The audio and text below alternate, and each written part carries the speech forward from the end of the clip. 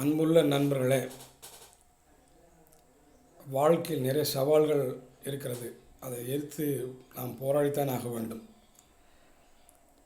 சவால்களை எதிர்த்து எப்படி போராட வேண்டும் என்று இந்த காணொளியை நாம் உருவாக்கி கொண்டிருக்கிறோம். துன்பம் வரும் வேலையிலே சிரிங்க என்று சொன்னார் நமது புலவர், இருவரி புலவர் திருவள்ளுவர் அவர்கள். துன்பங்கள் எப்பொழுதுதான் வருகிறதோ அதை பார்த்து நாம் சிரித்தால் அந்த துன்பங்கள் ஓடிவிடும் என்று சொல்கிறார். ஆகவே வாழ்க்கையில் எப்பொழுதும் பல பிரச்சனைகள் வந்து கொண்டு தான் இருக்கும். அதை சமாளிக்க வேண்டும். அதை கண்டு நாம் ஓடக்கூடாது. அதை எதிர்த்து நின்று போராட வேண்டும். ஒரு பிரச்சனையை நாம் கப்பலில் இன்று ஏற்றி அனுப்பினால் இன்னொரு பிரச்சனை விமானத்தில் வந்து கொண்டு தான் இருக்கும். அந்த ஒரு பிரச்சனையை நாம் முடித்து கப்பலில் ஏற்றிவிட்டோம், இனிமேல் பிரச்சனைகள் வராது என்று மனிதர்கள் நினைத்தால் கண்டிப்பாக சொல்கிறேன், அது தவறான எண்ணம், தவறான அணுகுமுறை. ஒவ்வொரு நாளும் பிரச்சனைகள் வரும். ஒவ்வொரு நாளும் பிரச்சனைகள் வரவில்லை என்றால் நீங்கள் தவறான பாதையில் சென்று கொண்டிருக்கிறீர்கள் என்று அர்த்தம் என்று விவேகானந்தர் சொல்லுவார். அதனாலே சவால்கள் நாம் ஒவ்வொரு நாளும் வரும். அதை நாம் எதிர்த்து போராடி ஜெயிக்க வேண்டும்.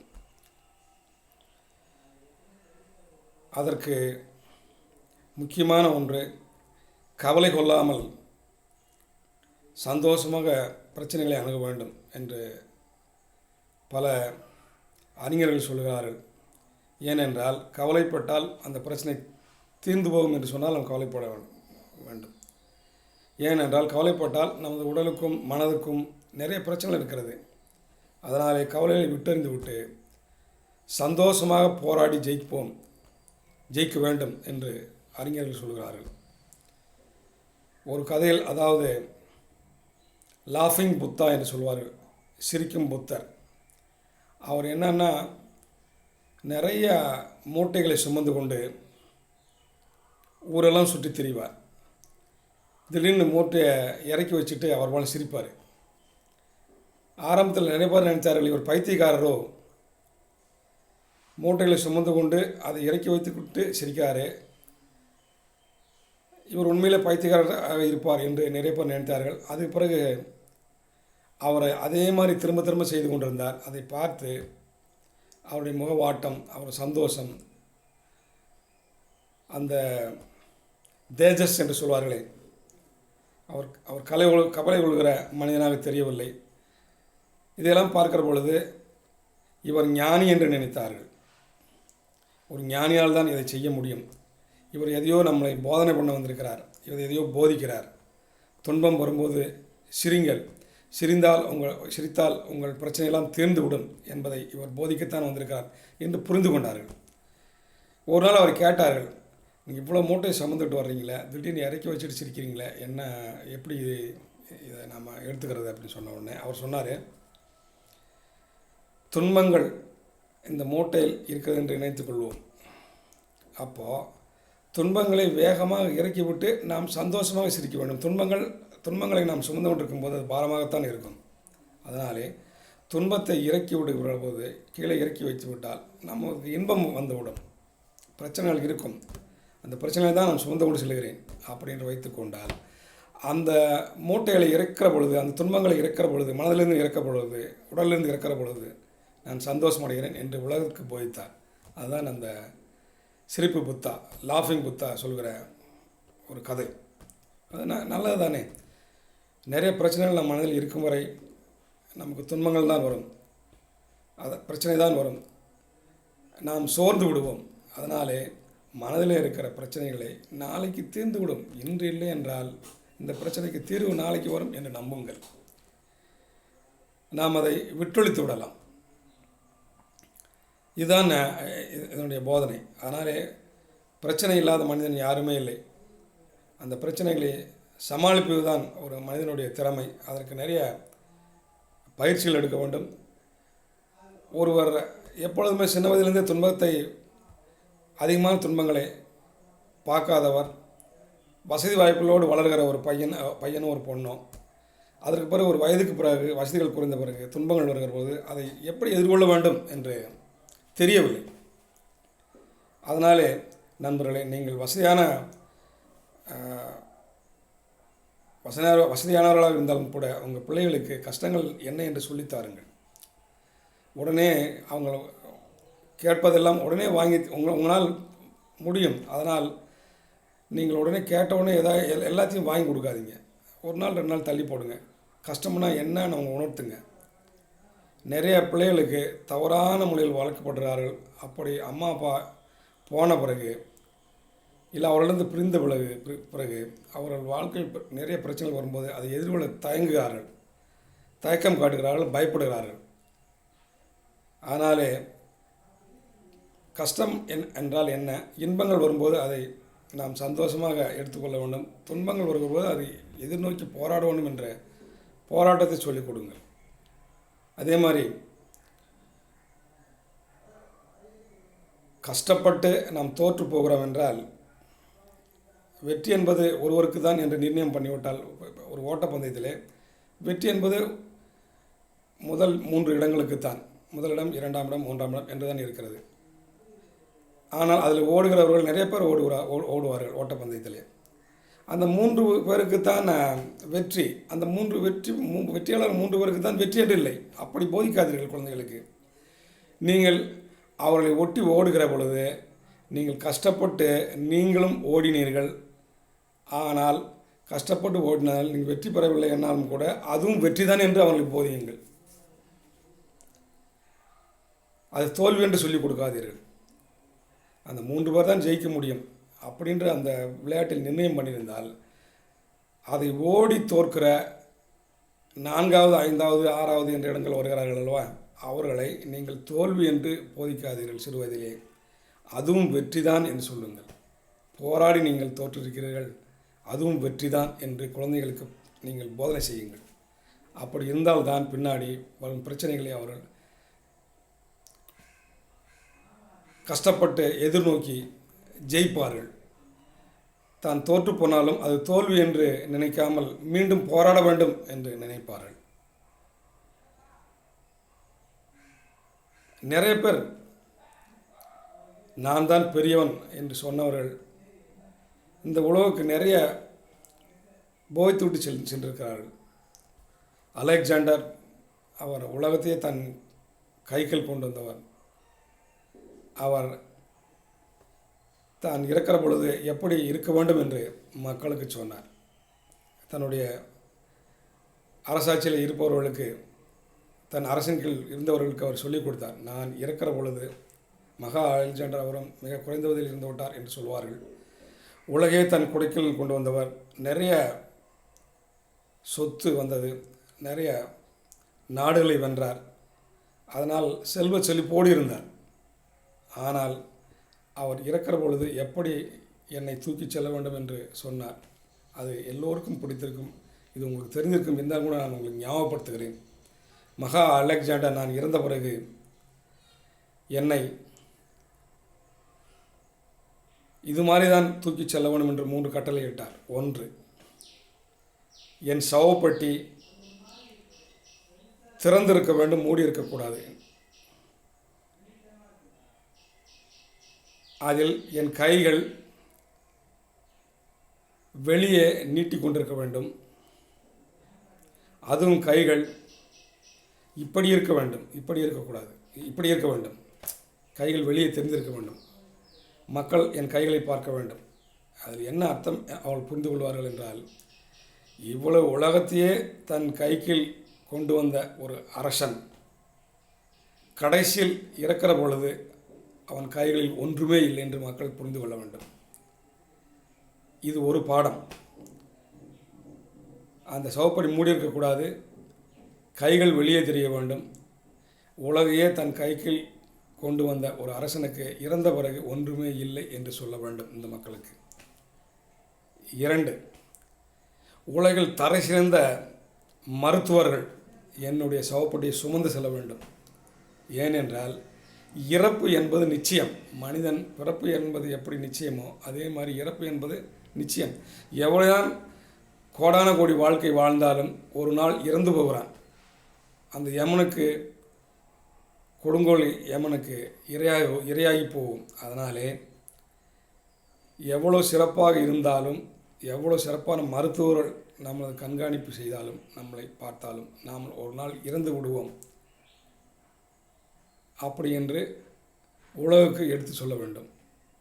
அதனாலே தலை சிறந்த மருத்துவர்கள் இருந்தாலும் கூட இறப்பு என்று ஒன்று வந்த பிறகு யாரையும் யார் காப்பாற்ற முடியும், எந்த மருத்துவனாலும் காப்பாற்ற முடியாது என்று உலகுக்கு தெரிய வேண்டும் என்று சொல்லி அந்த சவப்பட்டியை மருத்துவர்கள் சுமந்து வர வேண்டும். மூன்றாவது, நான் செல்கின்ற என் சவப்பட்டி செல்கின்ற பாதையெல்லாம் நான் கொண்டு வந்த செல்வங்களை தரையிலே தூக்கி எறிந்திருக்க வேண்டும். இவ்வளோ பணம் இருந்தும் கூட இறப்பு என்று, எவ்வளோ பணம் இருந்தாலும் கூட இறப்பு என்று ஒன்று வருகிற பொழுது யாரும் யாரையும் காப்பாற்ற முடியாது என்று உலகுக்கு தெரிய வேண்டும். இந்த 3 நிபந்தனைகளை அலெக்சாண்டர் இட்டார் என்று சொல்வார்கள். இது எல்லோருக்கும் பிடித்திருந்தது. அதனாலே தன் பெரிய வாழ்க்கை வாழ்ந்து விட்டோம், தனக்கு பிரச்சனை வராது அப்படி என்று வாழ்ந்து கொண்டிருந்த அலெக்சாண்டரே இந்த உலகுக்கு எதையோ சொல்ல வேண்டும் என்று நினைக்கிறார். இந்த 3ஐ சொல்லுகிறார். தலை சிறந்த மருத்துவர்கள் என்னை சுமந்த சொல்ல வேண்டும், என் சவப்பட்டியில் கைகள் வெளியே தொங்கிக் கொண்டிருக்க வேண்டும். மூன்றாவதாக, நான் கொண்டு வந்த செல்வங்கள் எல்லாம் நான் செல்கின்ற பாதையில், இறப்பில் நான் செல்கின்ற பாதையில் அப்படி தூக்கி எந்திருக்க வேண்டும் அப்படி என்று மக்களுக்கு சொன்னார். அதே மாதிரி புத்தர் என்பவர், அவர் சித்தார்த்தா என்று உங்களுக்கு தெரியும், ஒரு அரசனுடைய மகன், அரசாட்சியில் இருந்தவர். வெளியே துன்பங்களை என்ன என்றே தெரியாது, அப்படி அவரை வளர்த்தார். அந்த துன்பங்கள் என்னென்றே தெரியாமல் வளர்த்து கொண்ட இந்த ஒருவர் ஒரு முறை அரசான பிறகு வெளியே வருகிறார். இறந்தவரை சுமந்து கொண்டு செல்கிறார்கள், எல்லோரும் அழுது கொண்டு வருகிறார்கள். அப்பொழுது அதை பார்க்கிறார். பார்த்து மந்திரியிடம் கேட்கிறார், இது என்ன என்று. அந்த வீட்டின் தலைவன் இறந்து விட்டான், இப்பொழுது அந்த வீடு நிராகதியாகிவிட்டது. அதனாலே அவர் எல்லோரிடத்திலும் அன்பாக இருந்தார், இப்பொழுது இறந்து விட்டதால் அந்த துன்பத்தை தாங்கிக் கொள்ளாமல் அவருக்கு சொந்தக்காரர்கள் அனைவருமே அழுது கொண்டு செல்கிறார்கள் என்று சொல்கிறது. புத்தருக்கு ஞானம் பிறக்கிறது. மனிதன் இறக்கக்கூடியவன், இறந்து விட்டால் துன்பங்கள் இருக்கிறது. அதனாலே அவர் தன்னுடைய அரசாட்சியை துறந்து சித்தார்த்தன் புத்தனாக உருவெடுக்கிறார். அதுதான் புத்திசம் என்று சொல்லி உலகில் அல்ல எல்லா நாடுகளுக்கும் இந்தியாவிலே பிறந்த புத்தரின் தத்துவங்கள் உலகம் முழுவதும் சென்றடைந்து விட்டது. ஆனால் நாம் தான் அதை அன்பே ஆசைய அழிவுக்கு காரணம் என்று ஒரே வார்த்தையில் சொல்லிவிட்டார். அதனாலே நிறைய ஆசைகள் அதிகமாக நமக்கு துன்பங்கள் தான் அதிகமாகி கொண்டிருக்கிறது அப்படி என்று அர்த்தத்தை போதிக்கிறார். ஒரு முறை அவர் தெருவில் சென்று போகும்போது ஒரு அம்மா ஓடி வருகிறார். ஓடி வந்துவிட்டு அவர் புத்தனுடைய கொள்கைகளை பின்பற்றுபவர். புத்தனுடைய காலில் விழுந்துட்டு, என்னுடைய மகன் இறந்து விட்டான், எனக்கு வேறு எந்த நாதியும் கிடையாது, அவனை காப்பாற்ற வேண்டும் என்று சொல்லி அழுகிறார். புத்தருக்கு தெரியும், இறப்பு என்பது உறுதி. மனிதன் எப்படி பிறக்கிறானோ இறப்பு என்பது உறுதி. இது என்ன சொல்வது, என்ன சொன்னாலும் இந்த பெண்மணி இப்போ புரிந்து கொள்ள முடியாது. அதனாலே இவளுக்கு பாடம் கற்பிக்க வேண்டும் என்று சொல்லி, நான் உன் மகனை, அவர் சொல்லுகிறாள், நீங்கள் புத்தர் என்பவர் கடவுளுக்கு இணையானவர், உங்களால் என் மகனை காப்பாற்ற முடியும், அதனாலே காப்பாற்றுவதற்கான வழியை சொல்லுங்கள் என்று சொன்ன உடனே புத்தர் உடனே ஒரு செய்தியை சொல்லுகிறார். நீ ஏதாவது ஒரு வீட்டில் சென்று அங்கே கேட்டுப்பார், எத்தனை பேர் இறந்திருக்கிறார்கள், யாருமே இறக்கலையா, அந்த மாதிரி வீட்டை பார்த்துட்டு இறக்காத வீட்டில் ஒரு பிடி அரிசி கொண்டு வா, இந்த வீட்டில் யாருமே இதுவரை இறக்கவில்லை, பரம்பரையாக யாருமே இறக்கவில்லை அப்படி என்று அவங்க சொன்னால் அவரிடத்தில் ஒரு கைப்பிடி அரிசி வாங்கி கொண்டு வா, நான் உன் பையனை காப்பாற்றுகிறேன் அப்படின்னு சொல்லிவிட்டு அவர் அப்படியே நடந்து சென்று விட்டார். இந்த பெண்மணி கிட்டத்தட்ட பல வீடுகளில் சென்று இதை விசாரிக்கிறார். உங்கள் வீட்டில் யாராவது இறந்திருக்கிறார்களா? ஆம், எங்கள் தாத்தா இறந்திருக்கிறார். அடுத்த வீட்டில் பையன் இறந்திருக்கிறார். அடுத்த வீட்டில் என் மகள் இறந்திருக்கிறார்.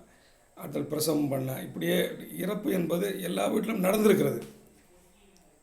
இப்பொழுது புரிந்து விட்டது அந்த பெண்மணிக்கு, இறப்பு என்பது கண்டிப்பாக அது நானாகவும் இருக்கலாம், மகனாகவும் இருக்கலாம், என்னுடைய அப்பாவாகவும் இருக்கலாம், என்னுடைய தம்பியாக இருக்கலாம், யாராக இருந்தாலும் போது பிறப்பு ஆனவுடன் இறப்பு என்பது உறுதி என்று அந்த பெண்மணி புரிந்து. ஏனென்றால் எல்லார் வீட்டிலும் ஒருவர் இறந்திருக்கிறார் என்பதற்கான செய்தி அவளுக்கு கிடைக்கிறது. அவள் உடனே புத்தரிடம் வந்துக்கிறார். புத்தரிடம் வந்து காலில் விழுந்துட்டு, ஐயா, நான் தவறு செய்து விட்டேன், நீங்கள் கோடிட்டு காட்டும் பொழுதே நான் அதை புரிந்திருக்க வேண்டும், எனக்கு அந்த புரிகிற சக்தி இல்லை, நீங்கள் ஞானி, அதனாலே எனக்கு தெரிந்து விட்டது, எந்த வீட்டிலும் இறக்காத வீடு எங்கேயுமே கிடையாது, யாராவது ஒருத்தர் அந்த வீட்டில் இறந்திருக்கிறார்கள். ஆகவே இறப்பு என்பது மனிதனுக்கு சகஜம், எப்படி பிறப்பு இருக்கிறதோ அதே மாதிரி இறப்பு என்பது கண்டிப்பாக இருக்கும். அப்படி என்று அந்த பெண்மணி புரிந்து கொள்கிறார்.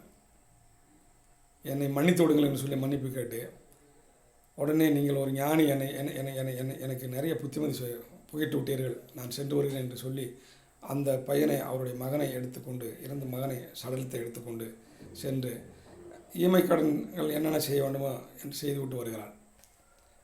அந்த புத்தருடைய மகிமை இன்னும் அவள் பலரிடம் சொல்லுகிறாள். ஏன் சொல்கிறாள்? துன்பங்கள் என்பது கண்டிப்பாக வரும், எல்லோருக்கும் உண்டு. அதை எதிர்த்து போராடி வெல்ல வேண்டும் என்பதுதான் இங்கே இந்த கதை. ஆகவே நண்பர்களே, துன்பங்கள் கண்டிப்பாக வரும். அவ்வளோ பெரிய அலெக்சாண்டர் போரிலே எல்லாவற்றையும் தன் கைக்கில் கொண்டு வந்த, தன் குடைக்கில் கொண்டு வந்த அவர் இறப்பு என்பது உறுதியாகிவிட்டது. ஆகவே துன்பம் என்பது அவருக்கும் நிறைய பிரச்சனைகள் வந்திருக்கிறது. நிறைய இறக்கிற பொழுது அவரின் பாடத்தை சொல்லிவிட்டு இருந்திருக்கிறார் மக்களுக்காக. அதே மாதிரி இவர் புத்தரும் நிறைய பாடங்கள் நமக்கு சொல்லிக் கொண்டிருக்கிறார். அவருடைய கொள்கைகள் இன்னும் நின்று கொண்டது. அவருடைய தாட்ஸ் இன்றும் நின்று கொண்டிருக்கிறது. நிறையா நாடுகளில் அவருடைய ஜப்பான், ஸ்ரீலங்கா, ஜெர்மனி போன்ற பல நாடுகளில் இன்னும் சொல்லிக்கொண்டே போகலாம். பல நாடுகளில் புத்திசம் இருக்கிறது, புத்திசம் வாழ்ந்து கொண்டிருக்கிறது. இன்னும் புத்தர் வாழ்ந்து கொண்டிருக்கிறார். ஏனென்றால் அவருடைய கொள்கைகள் அப்படி, தாட்ஸ். ஆகவே நமது தாட்ஸ் நல்லா இருந்தால் நம்ம நிற்கலாம்ன்றது ஒரு உதாரணம். துன்பங்கள் வரும், பிரச்சனைகள் வரும், வாழ்க்கையில் எத்தனையோ பிரச்சனைகள் வரும். அந்த பிரச்சனையை எதிர்த்து போராடி நீங்கள் ஜெயிக்க கற்றுக்கொள்ள வேண்டும். அதுதான் இந்த காணொளியின் மிக முக்கியமான நோக்கம் என்று சொல்லி எனது உரையை முடிக்கிறேன். நன்றி, வணக்கம்.